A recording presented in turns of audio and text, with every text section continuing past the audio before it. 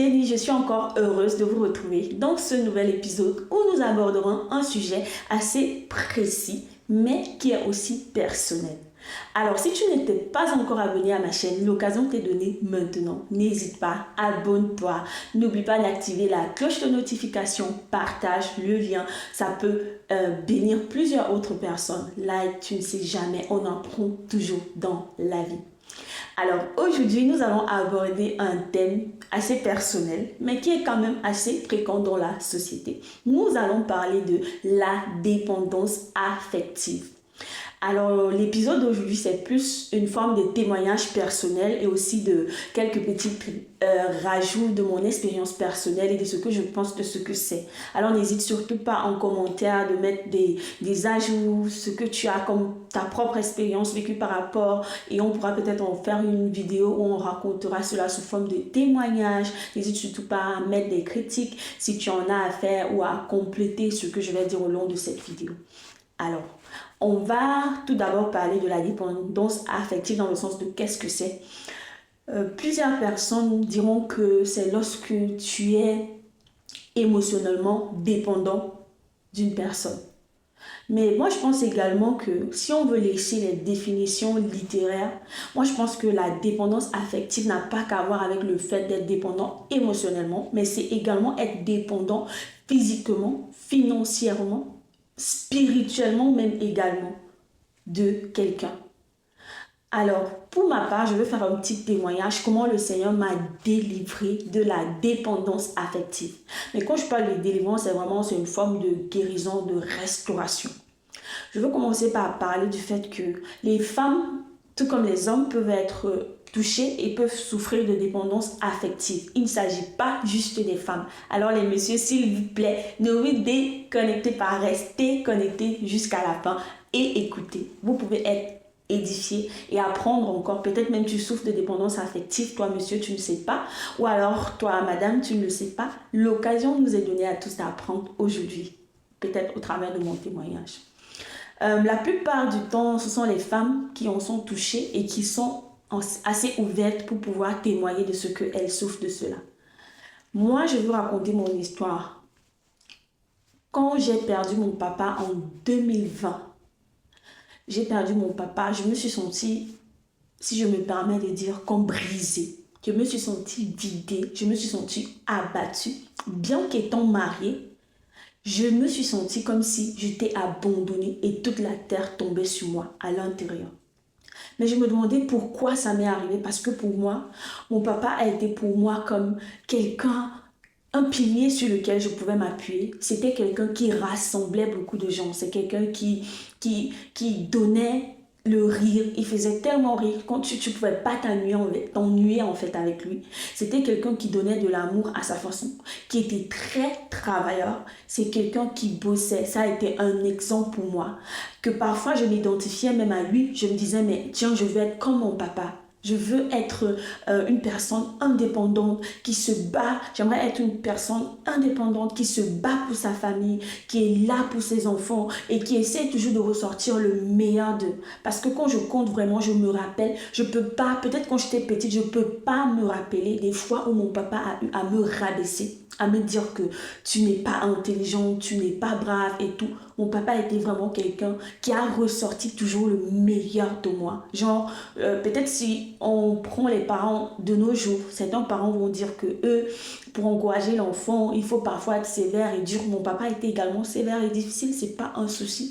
Ça, c'est vrai. Parfois, il faut corriger l'enfant. Mais ce que j'ai retenu, en fait, qui m'a le plus imprégné sur l'attitude de mon papa, c'était, en fait, ce caractère qu'il avait à ressortir le meilleur de moi, en m'encourager dans ce que je faisais. Et il croyait vraiment en moi. C'est-à-dire, il croyait que je pouvais faire tellement de choses.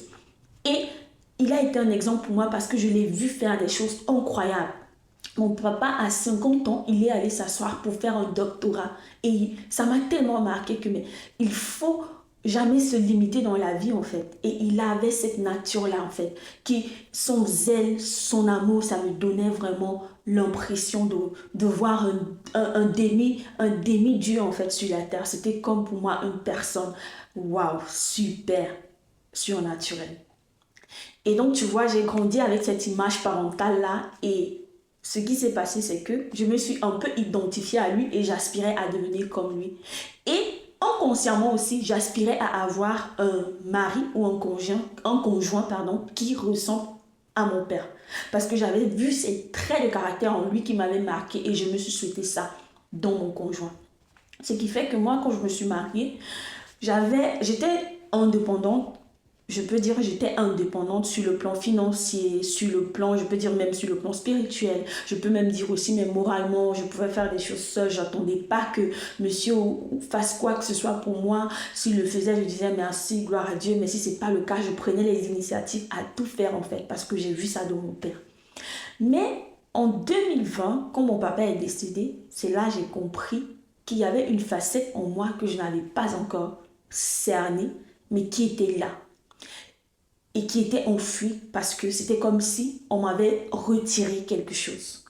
J'ai commencé à ressentir ce besoin-là que mais il n'y a plus cette personne-là qui me dit, cette personne à qui je pouvais parler et qui me challengeait, qui me poussait à ressortir le meilleur de moi. Ou alors cette personne en qui j'avais confiance, qui croyait vraiment en moi, avec qui envers qui je pouvais même m'identifier.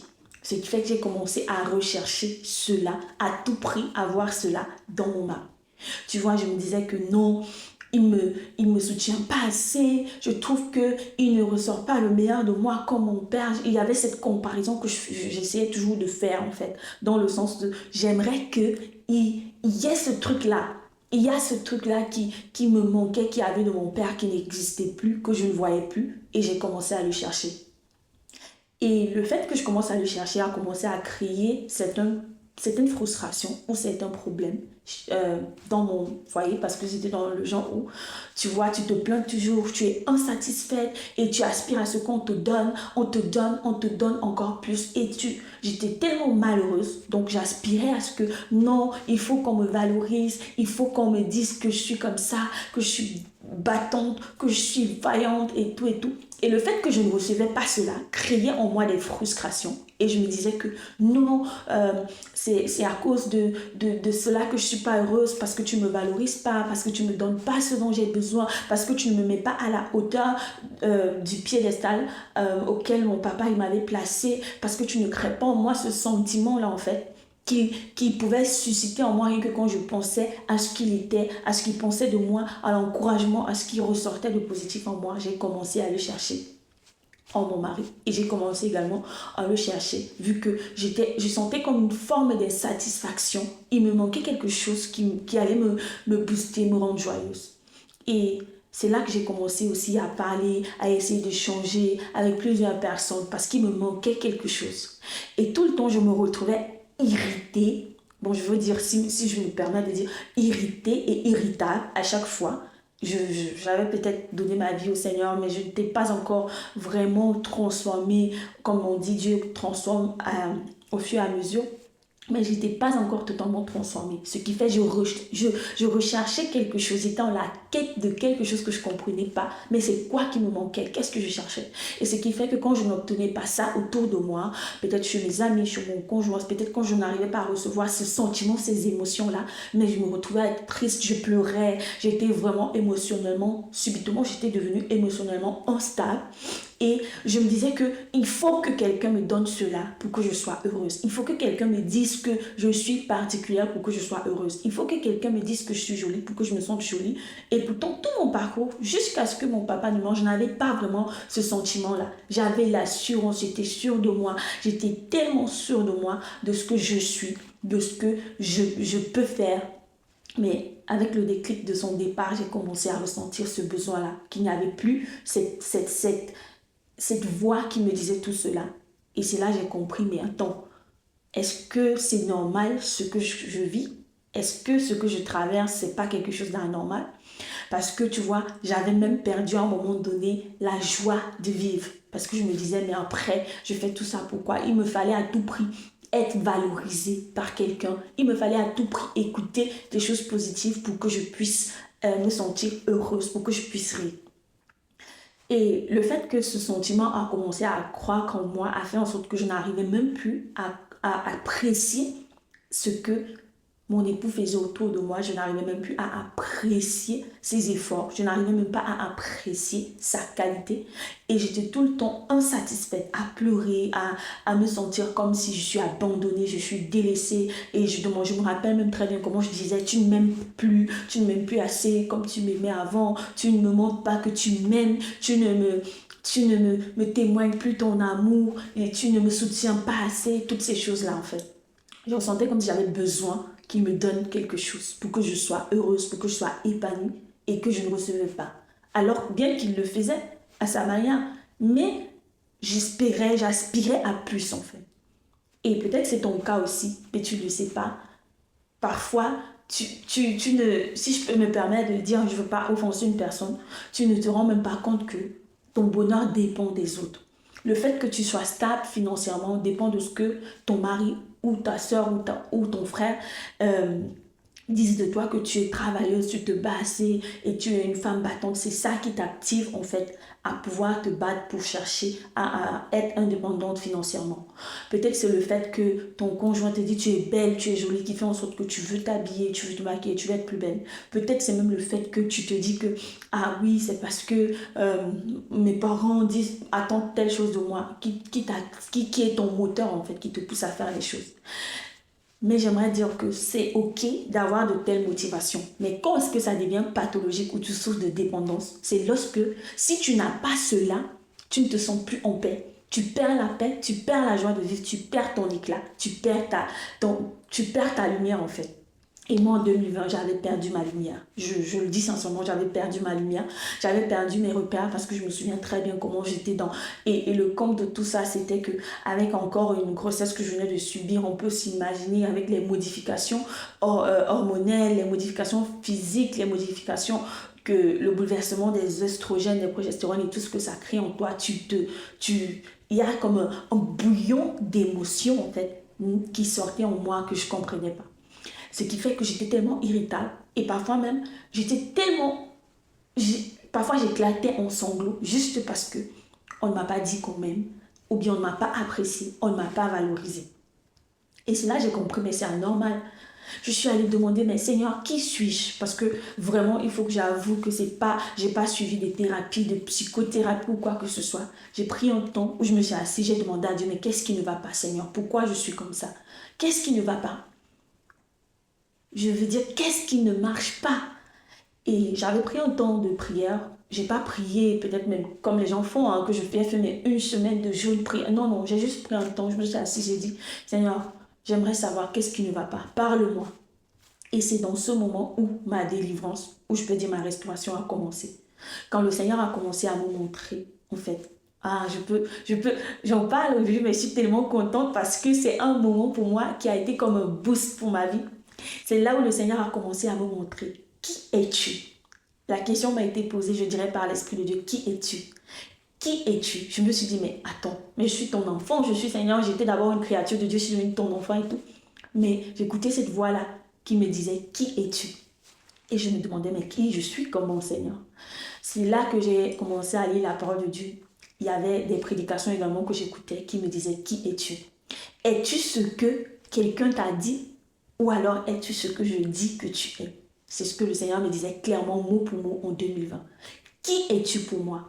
Et c'est là que j'ai commencé à lire récemment. C'est là que j'ai commencé à lire plusieurs livres dans la Bible où le Seigneur me parlait vraiment de ce que tu es une créature merveilleuse. Tu es une bonne personne. Tu es une créature que j'aime. Je t'aime. J'ai tellement d'amour pour moi. Où le Seigneur Jésus te révèle que je t'aime comme tu es. Tu es précieuse à mes yeux. Tu as de la valeur. Tu n'as pas besoin de l'attestation, du cachet d'un homme pour savoir que tu es important. Tu es précieuse pour moi. Tu es la prunelle de mes yeux. Tu es un de mes enfants pour lequel j'ai donné mon fils unique Jésus qui a payé le prix pour toi parce que tu as de la valeur à mes yeux. Ah, mais je me suis dit, ah bon Seigneur. En fait, ce que je cherchais d'écouter des hommes et que j'ai écouté des hommes toutes ces années, de mon papa, de mes amis et tous ces gens, en fait, c'était quelque chose d'éphémère. Ça n'avait pas à voir avec ce sentiment que lorsque Dieu lui-même te dit que tu as de la valeur à mes yeux, tu as un prix spécial à mes yeux, tu es unique et j'ai payé le prix pour toi. Mais je me suis sentie, et c'est là j'ai pleuré, j'ai dit Seigneur, dis-moi qui je suis. Je dis ça là aussi parce que c'était pas facile, parce que le Seigneur m'a révélé également les facettes de ma vie qui n'étaient pas OK. Genre, qu'est-ce que tu fais qui ne me plaît pas également? J'ai dit, le Seigneur m'a montré clairement. Je ne sais pas si toi, le Seigneur a déjà fait ça avec toi, mais moi, il m'a montré clairement quels sont mes défauts. C'était comme dans un livre ouvert en moi où on me citait mes défauts. Et je voyais au travers, en lisant la parole de Dieu, voici tes défauts. Tu as un mauvais ton, tu parles parfois mal, tu fais si tu n'es pas patiente, parfois tu montes de tempérance. J'ai commencé à avoir la liste de tous mes défauts. Tellement, et j'ai pleuré. Je pleurais que Seigneur, mais oui, c'est comme ça que je suis. Oui, tu ne reconnais pas tes responsabilités, tu accuses l'autre, tu as un ton qui n'est pas assez encourageant et tout. Mais j'étais là, ah bon Seigneur, je pleurais à chaudes larmes. Mais quand le Seigneur a fini de me montrer cette page où il y avait tous mes défauts, tous mes manquements, tout ce qui n'était pas juste en moi, il a ouvert, si je me permets de corriger, en fait, c'est pas, ça s'est passé dans le sens que je suis en train de décrire. C'était la page ouverte avec mes défauts, mes manquements, ce qui ne va pas, ce qui est mauvais. Et après, il a tourné cette page et il m'a montré la page de voici, malgré tout ce que je viens de te montrer sur cette page, tout ce que tu peux te dire, c'est mauvais, comment je peux être comme ça là, je t'ai montré tout cela. Regarde, voilà ce que je dis que tu es. Et il a commencé à me donner des paroles d'amour. Tu es précieuse, tu as de la valeur. Et c'est là où il a commencé à me dire, ce n'est pas un homme qui t'a rendu spécial. Tu es courageuse. Je t'ai donné le don de la parole. Tu peux t'exprimer et bénir les gens. Le Seigneur a commencé à me révéler des choses. Tu es une source de bénédiction pour ta maison. Tu es une maman extraordinaire. Tu es battante. Mais je dis, c'est pas, vraiment, je peux pas me glorifier. Je veux pas me glorifier, mais je dis, ce sont des choses que j'écoutais clairement, comme si le Seigneur parlait dans mon oreille. C'était comme une voix qui me disait ça. Tu es une maman forte, tu es extraordinaire. Regarde comment tu es battante. Regarde comment tu es indépendante. Tu te bats toujours à ce qu'il y ait la paix. Tu te bats toujours à rassembler autour de toi. Tout cela, tu as appris cela c'est un caractère de ton vécu avec ton père physique sur la terre. Mais c'est moi-même par amour qui a mis toutes ces choses en toi. Alors, si moi j'ai mis ces choses en toi, tu n'as pas besoin à tout prix d'écouter un homme sur la terre te le dire pour que tu crois en cela. Crois en ce que je dis que tu es. Ah, mais j'étais tellement waouh. Le Seigneur me disait en fait qui je suis pour lui. Je ne sais pas si toi tu as déjà vécu cela, que Dieu te parle clairement et te dit voilà qui tu es pour moi. Et Dieu m'a parlé ce jour. Il m'a dit qui j'étais pour lui, ce que je représentais pour lui. Il m'a dit des choses tellement incroyables. Mais j'écoutais. Alors, chacun peut vivre son expérience personnelle, mais moi, c'est comme ça. Et après ce temps, j'ai pleuré. J'ai tellement pleuré. Je me souviens, j'ai pleuré. Et parce que j'étais en face, il y avait aussi le corona. Du coup, on était aussi en confinement et tout. Ça faisait du genre... quand le monde allait mal, c'est là où le Seigneur m'a révélé son amour. C'est là où il m'a révélé qui je suis et ce que je suis pour lui. Ah, mais j'ai dit, Seigneur, merci. Je suis sortie de ce temps avec une lumière qui rayonnait en moi. Et j'ai pris la décision d'être heureuse. Pas parce qu'un homme ou une personne va me dire des choses, mais parce que mon Dieu avait dit ce que je suis. Et j'étais consciente de ce que je représente pour lui. Je suis sortie de là avec une joie.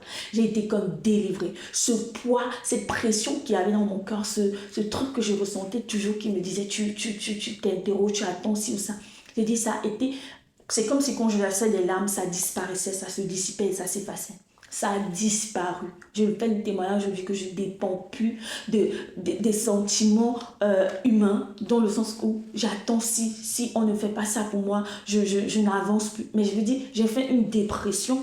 Pendant cette phase-là, j'étais presque dépressive dans le sens où je me disais, mais plusieurs personnes pleuraient parce que, oui, mon papa est mort et tout, mais moi, c'est comme si j'avais juste perdu mon identité. Et c'est là que le Seigneur m'a montré que ton identité, elle est en Christ et n'est pas en des hommes. Ah, mais j'étais tellement contente et super heureuse parce que j'ai été délivrée de cela. Le poids qu'il y avait dans mon cœur s'est dissipé, s'est effacé, il est tombé. Comme Jésus le dit, venez à moi, vous qui êtes chargés, et je vais vous décharger. Prenez mon joug à moi, il est léger et doux.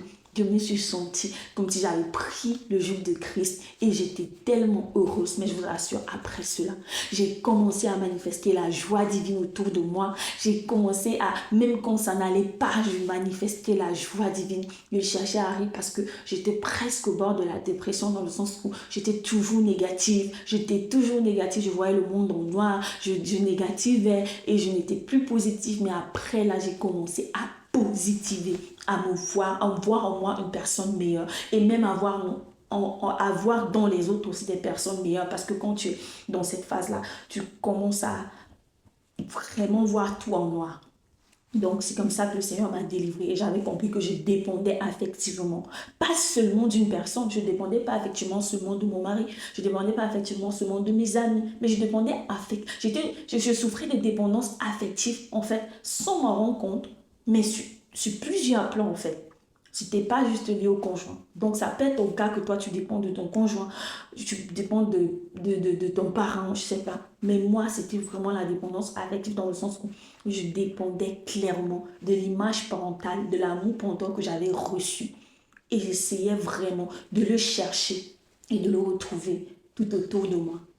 Et depuis ce jour, ma joie, je la trouve en Christ. Ma joie, je la trouve en Jésus. Quand ça ne va pas, je ne dis pas qu'il n'y a pas des phases où on se sent down, où ça ne va pas. Il y a ces phases-là, mais je trouve ma joie en Jésus. Tous les jours, je ris.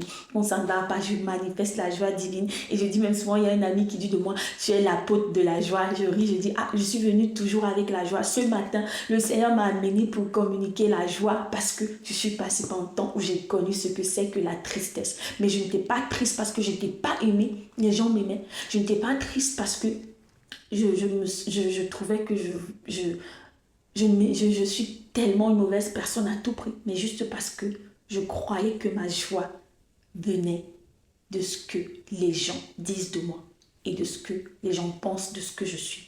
Mais non, j'aimerais dire à quelqu'un qui m'écoute aujourd'hui que tu n'as pas besoin de la validation d'un homme pour être heureux, pour être heureuse. Ton bonheur, il est en Christ. Ta joie, elle est en Dieu. Trouve la joie, la paix en te frottant à sa parole, en lui demandant, Seigneur, dis-moi qui je suis, ce que je représente pour toi, qui suis-je pour toi, qu'est-ce que je suis pour toi. Et tu verras le monde sous un autre horizon. Tu auras une joie que personne ne comprendra. Les gens ne comprendront pas ce qui t'arrive, mais toi seul, tu sauras que I know who I am. Je sais qui je suis, ce que Dieu dit que je suis et ce que j'ai en lui. Alors tu verras que même dans ton mariage, tu seras plus épanoui. Dans ta relation, dans tes fiançailles, tu n'attendras plus tellement que si ton fiancé ne t'a pas dit si ou ça, on ne t'a pas donné si ou ça, tu es dépressif, tu n'es pas content, tu es triste. La joie, la vraie joie, pour être délivré de cette dépendance-là, tu la trouveras en Christ quand il t'aura dit qui tu es. Vraiment, je veux t'inviter, t'appeler à demander à Dieu de te révéler qui tu es pour lui, ce que tu représentes à ses yeux. Et lorsque tu auras compris cela, tu pourras pleurer devant sa face et lui dire merci, mais tu ne pourras plus jamais être la même. La parole de Dieu dit, lorsque Moïse était monté dans la montagne et qu'il passait du temps dans la présence de Dieu, quand il descendait, son visage luisait. Il n'y a personne qui peut entrer dans la présence de Dieu pour lui demander, Seigneur, parle-moi, dis-moi qui je suis, en étant chargé et ressortir de là comme il était. Que ton visage luise désormais et que la gloire de Dieu, tu puisses la rencontrer dans ton temps de seul à seul avec lui. Si tu souffres de dépendance affective, va le voir et demande-lui qui tu es. Je prie que le Seigneur te révèle dans le nom de Jésus qui tu es pour lui et que tu sois délivré de toutes ces voix du prince de l'air qui te parlent et qui essaie de te faire croire que tu n'as pas de la valeur, qui essaie de te faire croire que tu dépends des hommes, qui essaie de te tromper avec des sentiments humains. Que le Saint-Esprit lui-même te donne la capacité de retourner dans la présence de Dieu pour recevoir la délivrance de la dépendance affective, la délivrance de ces voix, de ces esprits qui te parlent et qui te poussent à croire que ta joie vient des hommes. Le Seigneur m'a restauré. Le Seigneur te restaure au nom de Jésus. Le Seigneur restaure tout ce qui passe par là. Le Seigneur restaure au nom de Jésus tout ce qui souffre de cela, au nom puissant de Jésus. Alors, c'était là mon témoignage, ma petite expérience personnelle Je n'étais pas là pour définir dépendance affective, c'est quoi, quels sont les symptômes et tout. Je voulais juste partager avec vous mon expérience personnelle. J'espère que tu as été béni. N'hésite pas à partager, liker et surtout commenter, mettre des rajouts si tu as quelque chose à partager également sur ce thème. Je me ferai le plaisir d'en parler lors d'une prochaine vidéo. Demain béni et à bientôt dans un prochain épisode de Talk by Jenny. À la prochaine!